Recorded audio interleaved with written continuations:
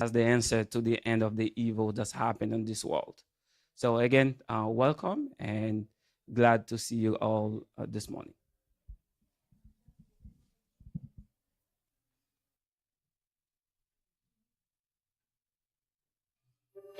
Precious cried as her father led her through the gates of the Seventh-day Adventist boarding school in Uganda. "Dad, it seems we are lost," she said. "This is not the famous school we have always heard of. Let's ask for directions. Maybe the woman coming toward us can help." Precious wanted to study in the beautiful buildings of a popular school she had read about.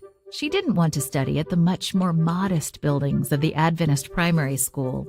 Precious's father heard her cries, but he didn't change his mind.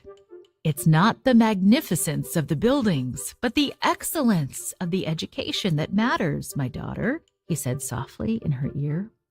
Precious bit her tongue.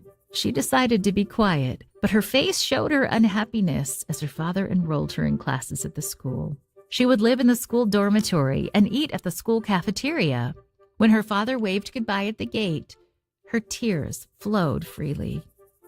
"Why has my beloved dad chosen to imprison me?" she blurted out.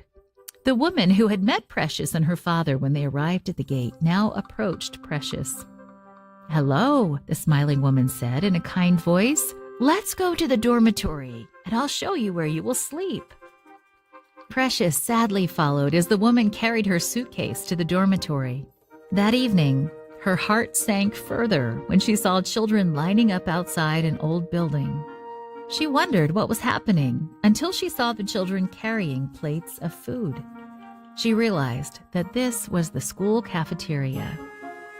That evening, she ate a vegetarian meal for the first time in her life.